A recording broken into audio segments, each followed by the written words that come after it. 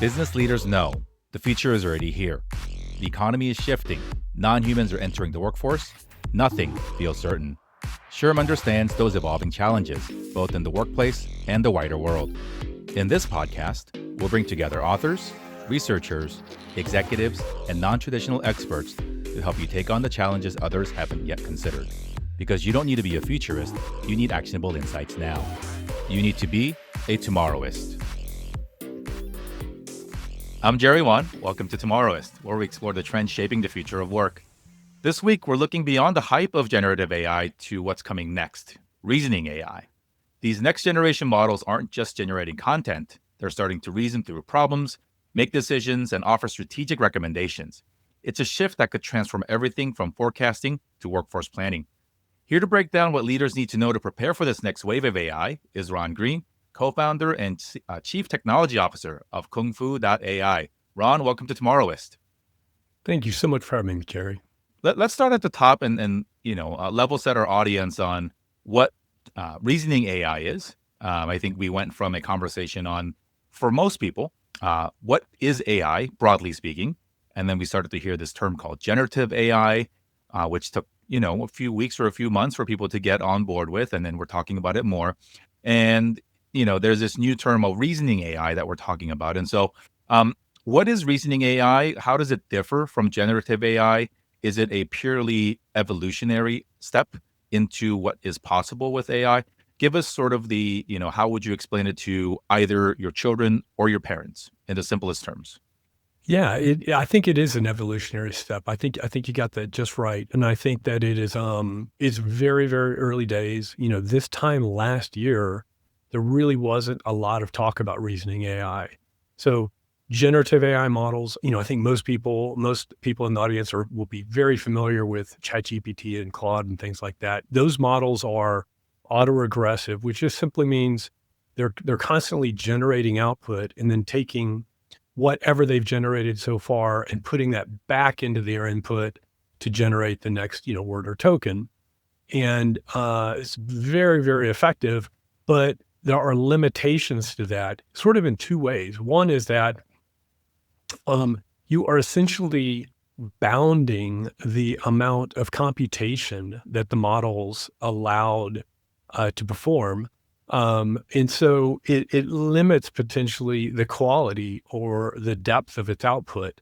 And what reasoning does is essentially allow these models to reflect on their own output. Probably the most dominant approach is something called chain of thought. And if you see this actually happening, it almost looks like the model's talking to itself. So, traditionally you would ask if you said, if you gave a language model a prompt and you said to write a poem about, flowers, it would just immediately start generating that output. A reasoning model, when it's in this reasoning mode, will actually reflect, and it will say, okay, the user asked me to write a poem about flowers, so I need to focus on making this about that topic. And if you mentioned a style or a tone, it would reflect upon that as well. It's really kind of amazing. The most interesting thing about this, and I think we'll probably get into this more, is that by verbalizing its thought process, it's really kind of similar to the way humans, we will often think out loud to ourselves, right? It's a way to almost kind of keep track of our thoughts. And ultimately, writing, I think, is the biggest manifestation of that. It allows us to keep track of things that won't fit even in our short-term memory, and then we can refer back to that. And that's really what this is fundamentally. And so this is exciting, right? Because I think it from a everyday perspective, it's more thinking than regurgitating or summarizing, which I think were the two sort of fundamental things that a lot of people use AI for, right? Take this large volume of content and make it a Cliff Notes version for me. And so this shift is sort of going from summarizing and task-based things to forward-thinking decisions. And from what you're explaining it is not simply a bunch of if-then statements, if you're familiar with coding or sort of how simple decisions are made. What are the possibilities here from a business perspective? I want to ask you that first, and then After that, obviously, we have to talk about the risks and sort of the challenges of outsourcing your thinking or your decision making process. But what are the let's be positive for optimistic for a second. What is the world of possibilities with reasoning AI? They're really huge. They're really, really huge. And I think, one of the things that maybe I should articulate first before we even jump in maybe to some of the business opportunities are that there's a little bit of an element of surprise here. The way I think that this is going to affect businesses in the short term is really through agentic AI. There's been a lot of buzz about that. And what's really important about the agentic AI movement is that this is a way for us to go beyond giving models small tasks, like you mentioned, Jerry, like summarization and higher order objectives. And those objectives may span minutes, they may span hours, and there's not a question in my mind within the next, 2 to 3 to 4 years, they will span days. And the beautiful thing about this is that those objectives will require reasoning. There are going to be points while it is, cranking away for hours and days that ambiguity is going to arise, and we're going to be able to rely upon them to think about it and reason in a way that a human would, make a decision, and keep on churning. A lot of organizations and leaders out there are just learning about reasoning AI, adopting some, and perhaps, as with all new technology, taking a strategic or sort of, process to understand, is this something that we adopt immediately? How much do we wait and see? What are you seeing with your clients and sort of the industry doing in general? And how should other leaders focus or think about, the speed of adoption versus, efficiency and obviously, the risks that might come with using something that may not be 100% quite yet? I do think businesses should be cautious right now about agentic AI. It's something they should keep on the radar. It's something they should be really excited about. I think it's something you might even explore. We have several agentic AI initiatives that we're working on right now with some of our clients, but there are still challenges. What makes this so problematic is the promise and the benefit of these more sophisticated AI capabilities is that they're probabilistic, they're not deterministic. But unfortunately, that comes with some of the challenges. It's like dealing with a human. You work with somebody and they get the right decision 99% of the time, but you would never work with any human that you thought was, omniscient and mistake free. And that's really where these models are too. And so one of the key things is to have a human in the loop and there's really two dimensions. One is the duration of the task. The longer it is, the more likely the AI will fail. And then the number of tasks that have to be accomplished sequentially. And as you chain them together, obviously the likelihood of success diminishes. So if you can come up with tasks that are relatively short, and by short these days, they can be up to an hour, you're going to have a lot of success if they're in isolation. Give us some examples of reasoning AI that's sort of in the world today, and then sort of maybe something that we have experienced. Maybe we don't know what's the technology that's behind it. What's already out there that are evidences of reasoning AI in the world right now? Yeah. There's so many that I think most users were just kind of blind to. Probably the most common are traditional chatbots. So you're dealing with help desks. Those have gone from just sort of pattern matching, where you would pull in text, you would classify it, and then try to find the best answer, and surface that to you. They can now actually reason, and you can go back and forth and have a dialogue where it really does feel like you're talking with somebody on the other side who has a full brain. We're working with some of our clients in healthcare. So, for example, if you are going to be discharged tomorrow, well, there are all kinds of processes and activities that can be kicked off automatically and handled by these agentic systems, but there still requires reasoning. It's not just, as you said earlier, it's not just a bunch of if-thens, and it can be really effective. And then this is a little bit more on the bleeding edge, but we've seen organizations use it to actually sort of do like gaming. They're trying to build fraud detection systems, and they will literally use these reasoning models to do scenario playing. Okay, if we implement this type of fraud blocking behavior, what can we expect back from the world? Because, fraud is very much a zero sum game. As you shut down fraud in one area, it migrates over, and you really have a very sophisticated reasoning agent that you can engage to help come up with an approach that prevents you from spending a bunch of time building a solution, putting it in production, and then only then realizing, some of the shortcomings that were inherent within it. When you were talking about sort of the omniscient human versus the expectation that AI or any sort of AI never makes a mistake, I think an argument or or comp that I think most of our audience could think about is sort of when we talk about autonomous driving cars. We think about, yes, humans cause accidents, right? Whether through, negligence or freak accidents or malfunction. There's been a over, concentration or sort of focus on any time a automated car gets into an accident, right? Because we expect, at least for now, the technology to be error free.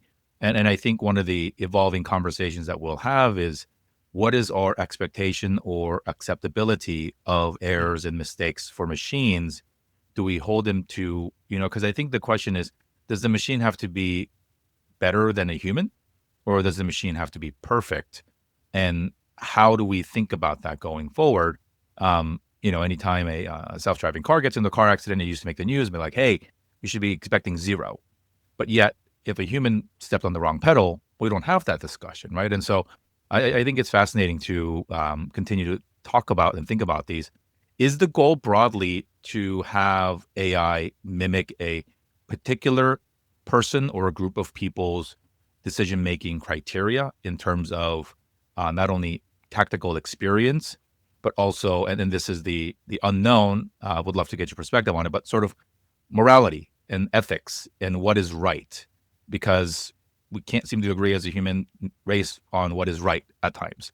And so how do we train that, and what do we think about as we go into more of the reasoning, taking the answer for what it's worth when an AI says we should go left and maybe the answer is to go right? Yeah, yeah. I think you really put your finger on, one of the deepest, I think maybe even philosophical challenges that we will face with AI. I don't think we'll ever have any systems that, operate in reality that are omniscient or omnipotent or error free. I do think that these systems, as they become more intelligent, will um, you know, continue to drive down the error rate. And, for example, sticking with self-driving cars, um, those will become so proficient that, they'll probably in 20 years, car accidents will make news. Like, we can't believe it. There was a self-driving car accident. It'll make, that it'll make the news. But um, the issue around, reasoning models and taking their advice and bias and all of these types of questions, I truly think that there's always going to be some type of bias. It's really just a question of what bias do we want? And for the most part, it's really difficult because I don't know if you got a room full of 100 human beings, you could get consensus on just about any topic, right? And and that makes this really, really challenging. And ultimately, this whole area, this whole domain is typically referred to as alignment. The idea that as these systems become more intelligent, we hit artificial general intelligence or artificial super intelligence. How do we keep them aligned with human values? And one of my favorite moments that I ever had on my podcast was I had Professor Scott Aronson. He's this world-renowned computer scientist who is famous for his work in quantum computing. And he spent 2 years at OpenAI working with Ilya Sutskever and Jan Leike and the rest of the brilliant people over there on their alignment team. And I asked him, Scott, do you think we'll ever be able to keep these really sophisticated systems aligned? And he said, well, Ron, let me ask you this. Imagine you had a bunch of orangutans and and one of them invented a human being, and it came back to the rest of the orangutans and said, look at this. I've created this human, and we can get it to, get him to do stuff for us. All we have to do is keep them aligned with our orangutan values. And he was like, how do you think that's going to work out? And I'm like, that's a really good perspective. So I'm very, very optimistic, but I am also deeply aware that this is a challenging problem that we don't have, full answers to yet. Bringing it back to something more practical or sort of applicable for business leaders in our audience, what parts of the business should leaders be thinking about exploring, bringing in different types of reasoning and agentic AI into the mix? Um, let's assume that businesses are using it for, elementary, uses like we talked about earlier.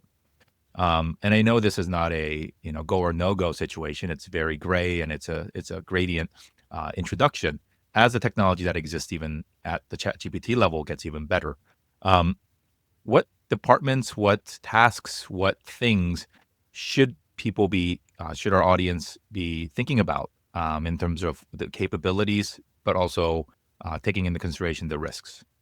I think that's a great question. And I think that most businesses are, they're still really in that early stage of adoption. And I think that's probably a good thing, net. It means that there's still a lot of low-hanging fruit from an opportunity perspective.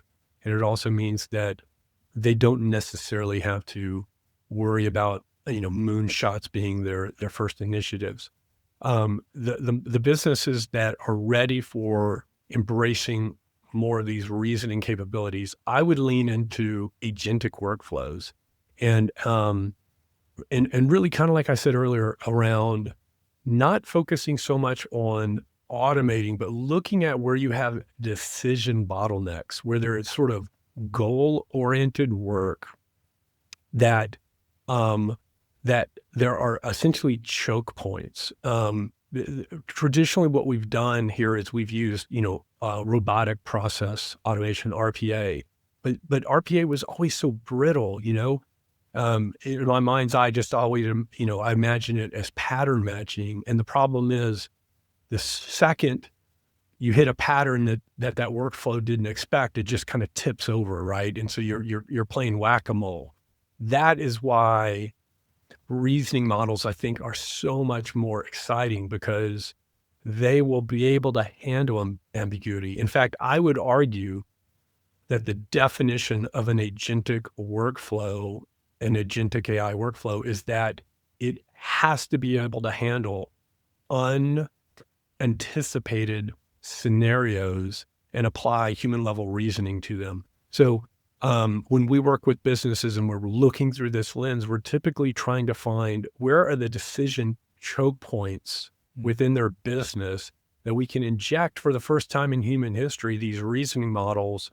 And not always. You don't have to say, I'm going to flip this switch and now I'm completely out of control of the process. In fact, we recommend the opposite. Make sure and have a human in the loop.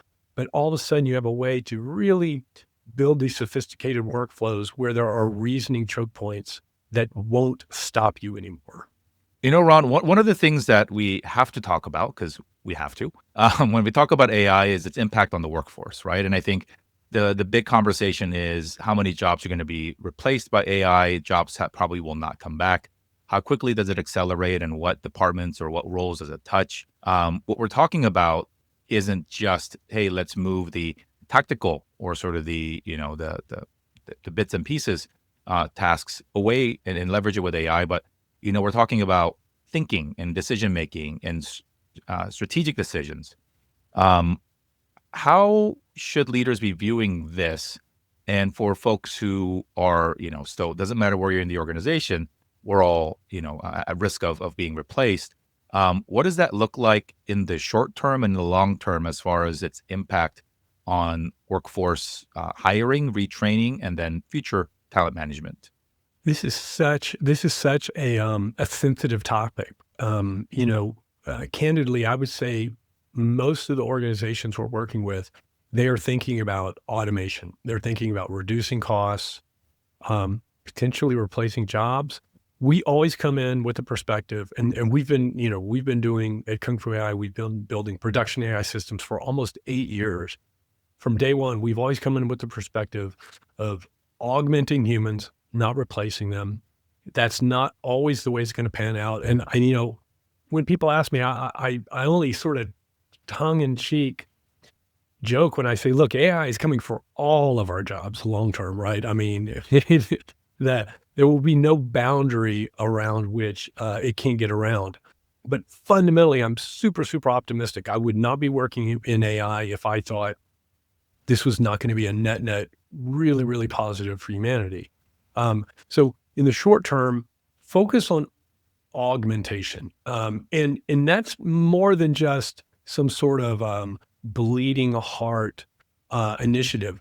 AI systems, as we talk about, are probabilistic, and there are very few parts of your business that you're going to be able to completely automate at scale without having some human in the loop. And we find our biggest successes are when we can go in, take clients' proprietary data that they have, that gives them insider ability to build either some new predictive capability or generative capability, and it gives them a competitive advantage in the market. And almost invariably in those instances, wherever that gets plugged into their enterprise, it's in an augmentative way. There's still humans doing most of what they're doing, but they're just being empowered more. Long term, I do think, 10, 15 plus more years down the line, there are very strong cases that we will automate entire professions. The irony is not lost on me that maybe the first one is going to be programming. I have a computer science background, and it's I think maybe poetic justice that I may be putting myself out of a job first, right? So it's really hard to see exactly how this is going to play out. But for businesses today, think about augmentation less than pure automation and job replacement. Are there some brighter spots? No, I don't say not these. This is not a sad conversation about the future, but as human beings, we are susceptible to our own biases, our own histories, and the influences of whatever influences that impact our decision making. But by going to a more reasoning AI to, at least for now, help us make these tougher decisions, does it help eliminate some of that, or is that bias and influence baked into the models that the AI is being trained on? Oh my gosh, that's such a great question. If you're not careful, it will absolutely be baked in. And we see this not only in reasoning models, but we see it even in, traditional predictive models or generative models. So for example, we just completed a project for one of our clients. It was a traditional computer vision model. But this traditional model, it just got approved by the FDA. It can predict breast cancer in women 5 years in advance. It can predict the risk of that. And what's crazy about that is it's not detecting cancer because there is none. It can literally look at mammograms using just computer vision and pick up signs of cancer that we're blind to as humans. And for me, the reason I'm so optimistic, I joke, hey, AI is coming for all of our jobs. But the upside of that weird statement is that the reason that is happening is because it's going to unlock its capabilities that we have dreamed of in science fiction, meaning therapeutics that are based upon individual, people's genomes, and we'll be able to cure diseases that we don't even understand right now. We're going to have scientific breakthroughs, that it will be AI driven. I mean, I could go on and on. And so I think what we're headed towards is a world where scarcity and diseases and poverty, and even simple things like backbreaking manual labor will be done by humanoid robots. This is going to happen in our lifetime. And so as much as it's sort of scary because this technology is so powerful and we don't really know how things will play out, I'm extremely optimistic that in the total, sum of the parts, that this is going to be one of the greatest things to ever happen to humanity. All this talk about, letting a machine not only do our tasks for us, but start to think and make decisions for us.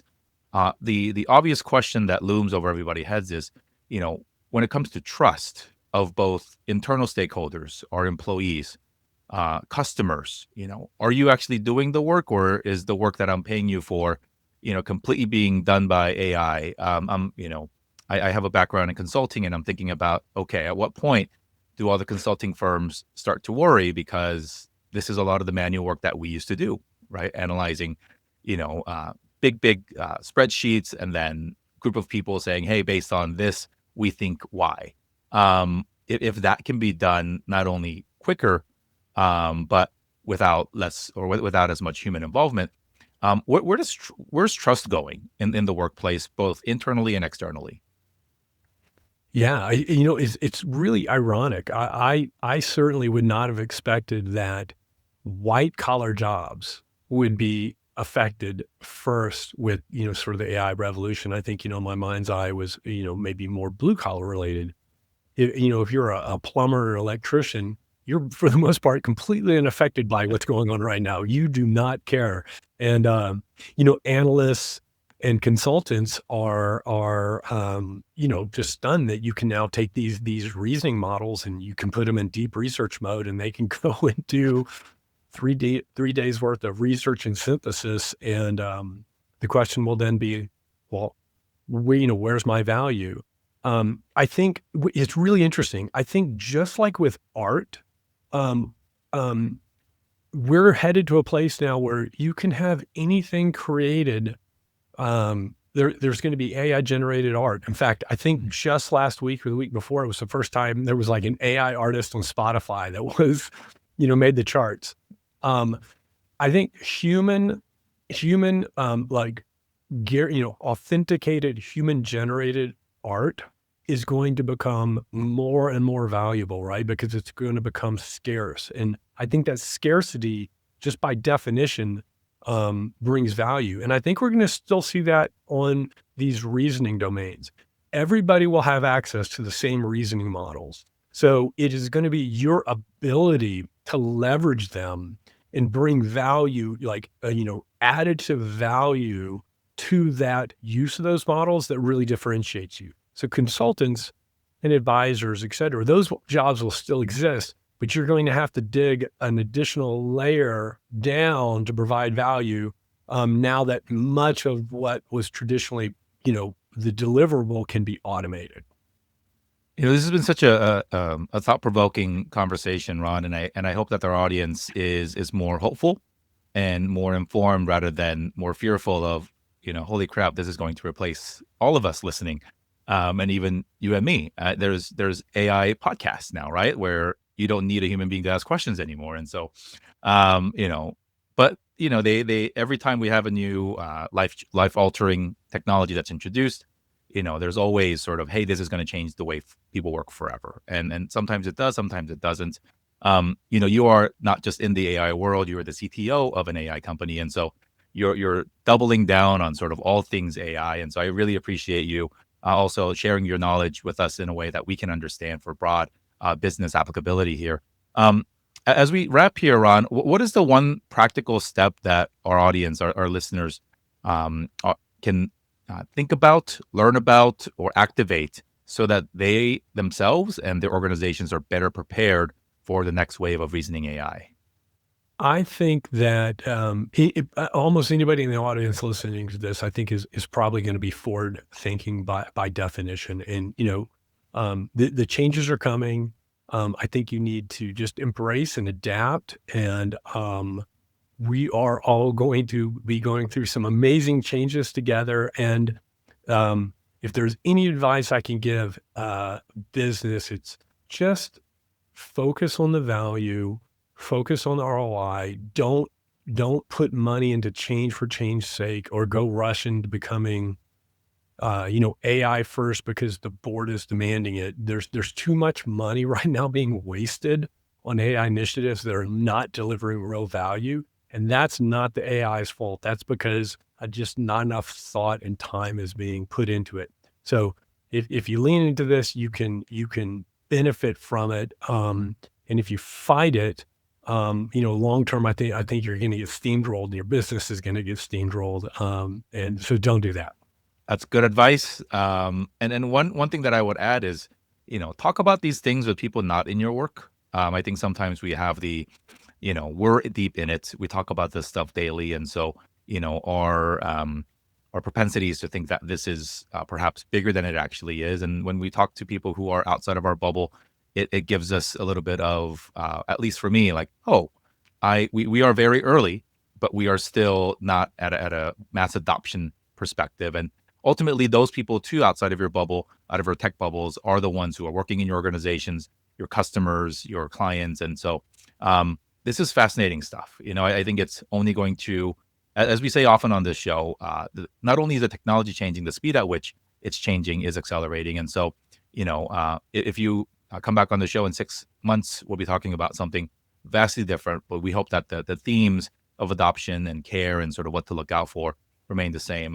Ron, CTO at KUNGFU.AI, thank you so much for your knowledge and your expertise and your perspectives on what the world of reasoning AI looks like going forward. And thanks for joining us today.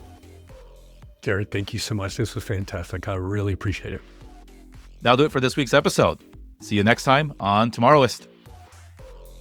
If you enjoyed today's conversation, please subscribe to Tomorrowist wherever you get your podcast. We also publish a weekly newsletter with in-depth articles and the latest SHRM research to help keep you in the know about the trends shaping the future of work. You can subscribe and find all of our episodes on our website at shrm.org/Tomorrowist. Thanks for listening. And remember, the workplace is changing rapidly. You don't have to be a futurist, be a Tomorrowist. SHRM.